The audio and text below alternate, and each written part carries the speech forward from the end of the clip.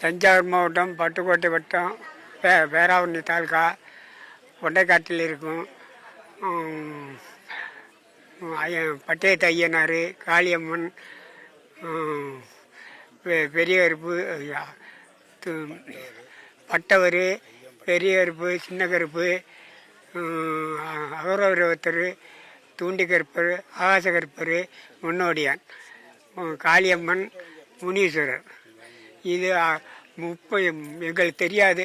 எத்தனை ஆண்டு காலமாக இருக்குன்னே தெரியாது. ஆண்டு காலமாக இருந்தது. 3 தலைமுறை 5 தலைமுறையாக இருந்திருக்கும்ல இருக்குது.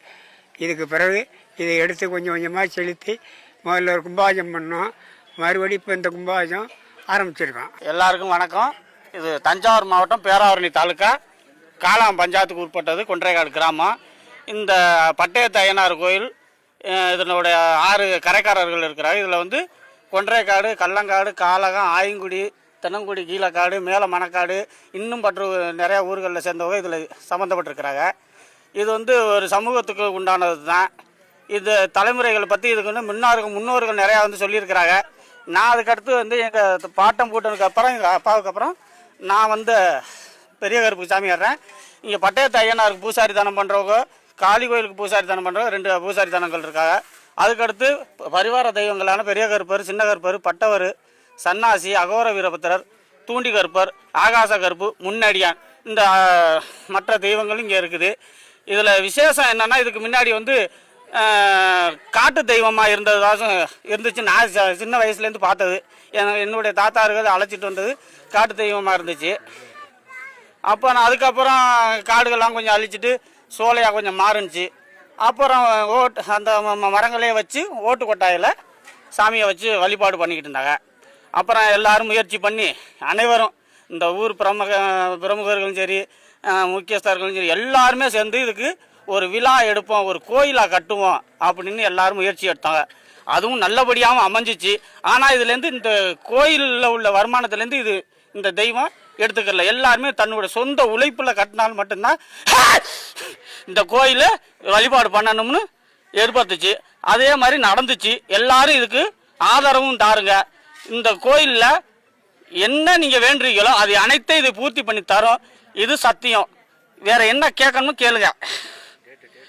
இந்த கும்பாபிஷேகம் விசுவாவசு வருடம் தை மாதம் 14ஆம் தேதி 28/1/2026 புதன்கிழமை நடைபெறுது. அனைவர் 9 to 10:30 கும்பாபிஷேகம் நடைபெறும். அனைத்து மக்களும் கும்பாபிஷேக விழாவை சிறப்பித்து தருமாறு கேட்டுக்கொள்கிறோம். அதை தொடர்ந்து அன்னதான நிகழ்ச்சியும் நடைபெறும். இங்கே பூசை எப்படி நடக்கும்னா, முதல் நாள் பூசை இது ஆடி மாதத்தில் பூசை போடுவாங்க. முதல்ல பட்டேத்த ஐயனாருக்கு தான் முதல் பூசை பண்ணிவிட்டு அதை விட்டு 3ஆம் நாள் கழித்து மாக்காளி அம்மனுக்கு பூசை போடுவாங்க.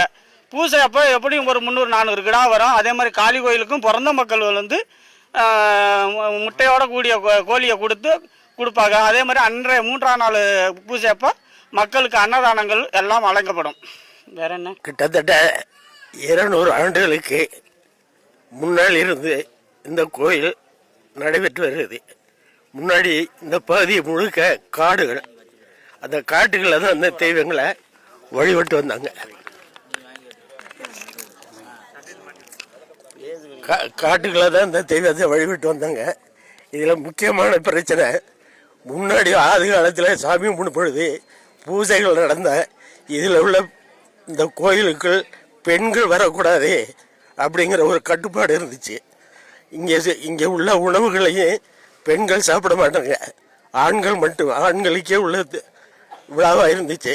இதை காலப்போக்கில் மாற்றி அமைச்சு இப்போது பெண்களும் சாமி கும்பிடலாம், இந்த உழவர் நிலம் அப்படிங்கிற ஒரு திட்டத்தை கொண்டு இப்போ எல்லோருமே சாமி கும்பிடக்கூடிய நிலை உருவாகி இருக்கிறது.